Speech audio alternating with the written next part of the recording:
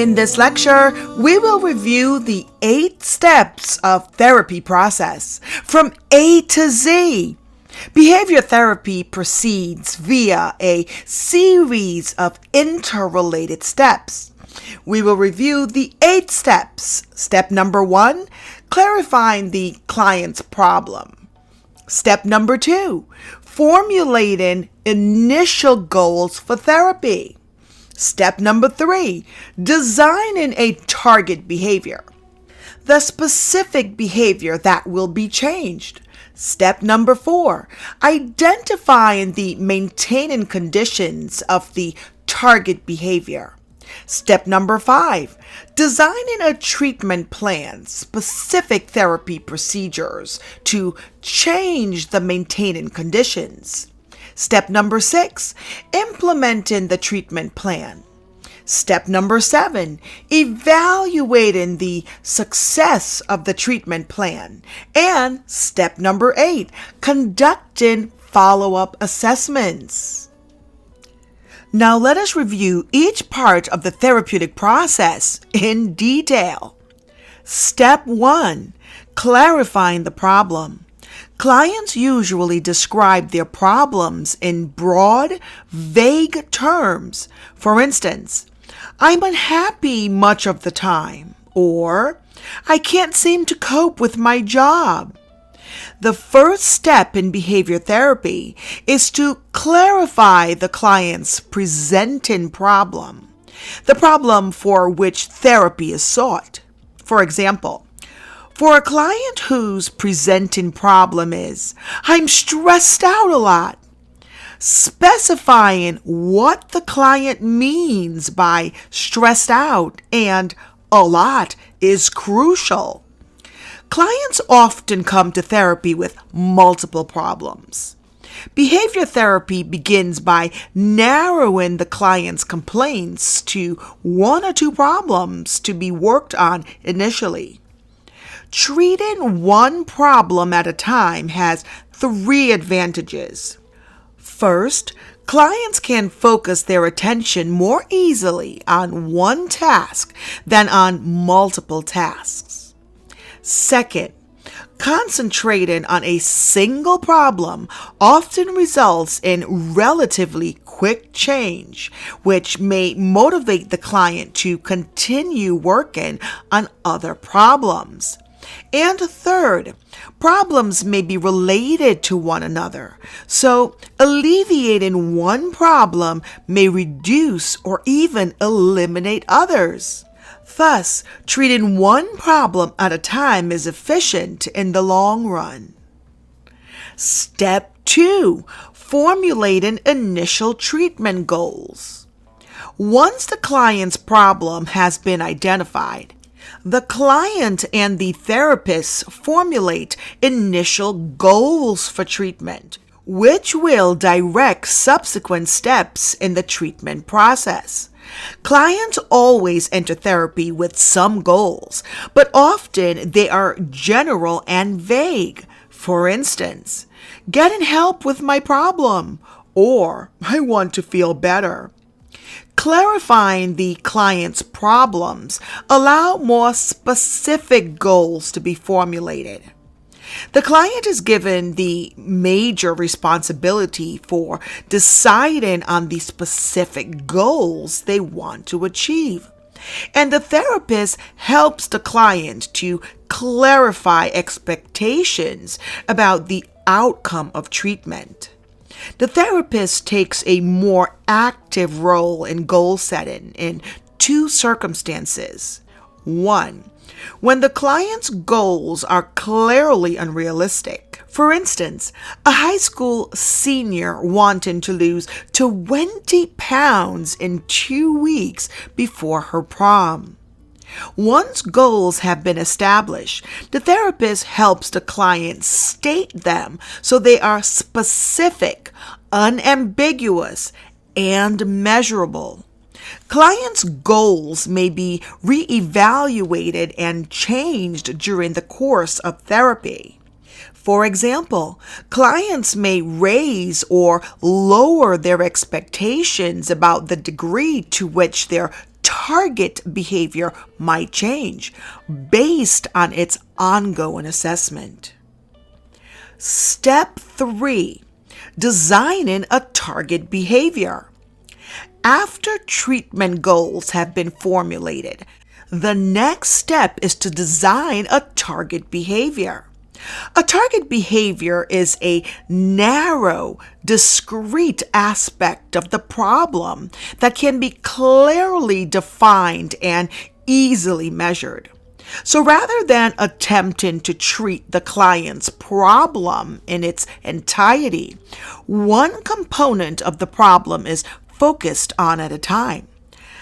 As you will see later in my lecture, the target behavior can be something that the client is presently doing that needs to be eliminated, such as overeating, for example, or something the client is not doing that the client needs to begin doing, such as regular exercise. Now let us review the characteristics of good target behaviors. Target behaviors should meet 4 requirements. First, narrow in scope. Second, unambiguously defined. Third, it has to be measurable. And fourth, it needs to be appropriate and adaptive. I'm going to be reviewing right now the types of measures used to assess target behaviors. We will talk about the type, the description, and also I will give some examples. And the types of measures will include frequency, duration, intensity, and the amount of byproduct. First, the frequency is the number of times the behavior occurs. Number of times she cancels a date, for example, or number of drinks ordered each night out. The duration is the length of time spent engaging in that target behavior. Latency is the length of time to begin a target behavior. Interval between responses is the length of time between the occurrence of instances of the target behavior. Intensity is the strength of the target behavior. For example, you could say, how anxious am I on a scale of 1 to 10 for giving a speech in front of 50 people? Next is the amount of byproduct, the number of byproducts of engaging in a target behavior. For example, the number of punches on a date night meal ticket. Moving on to step number 4, identifying and maintaining conditions. Identifying the maintaining conditions of the target behavior is a crucial step because it is these conditions that will be changed in order to change the target behavior. The assessment typically begins with an interview in which the therapist questions the client in detail about the antecedents and consequences of the target behavior. Examples of the questions are: in what situations do you engage in the target behavior most frequently and least frequently? What are you thinking and how are you feeling right before you perform the target behavior? What happens right after you perform the target behavior? And what are the long-term effects of engaging in the target behavior? The retrospective information gathered in interviews may be checked out with the other assessment procedures. The therapist may ask the client to keep a record of when the target behavior occurs during the week and to note the antecedents and consequences in each case. Now, steps 5 and step 6 are pretty much together, designing and implementing a treatment plan. Target behaviors are changed indirectly by directly changing their maintaining conditions.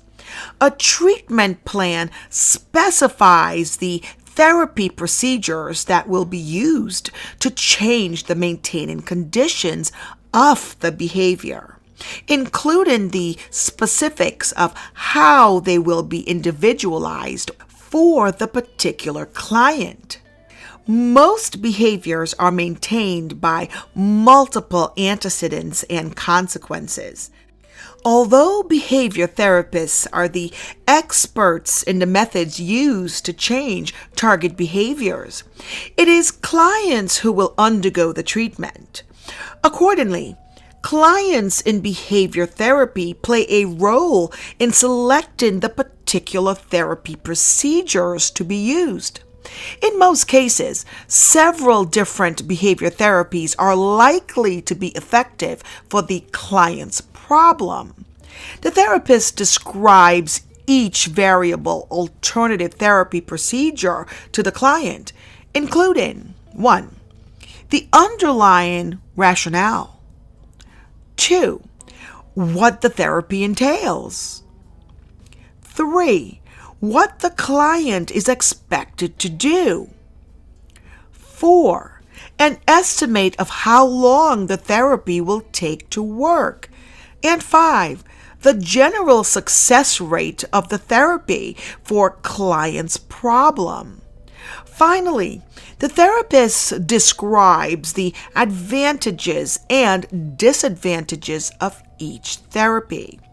Once the client and therapist decide on the therapy procedures, the treatment plan is implemented.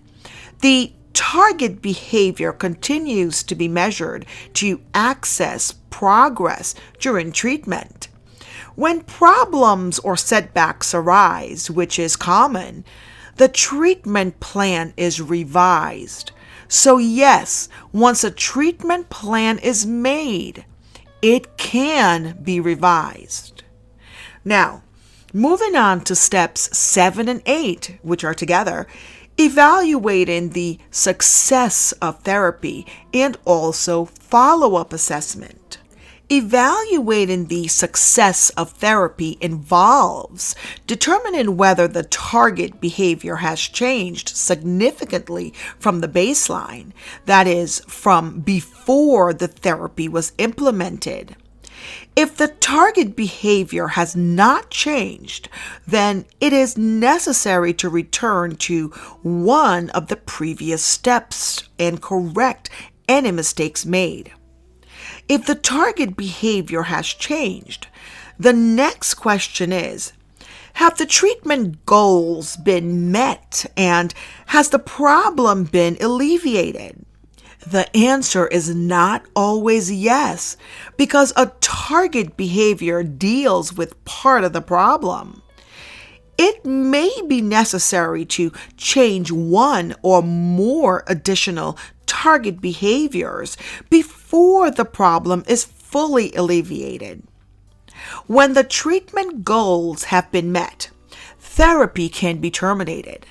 However, the therapist and client may set up periodic checks. For example, we can revisit in 3 months, in 6 months, in 12 months, and so on, to decide whether the client's treatment gains have been maintained over time.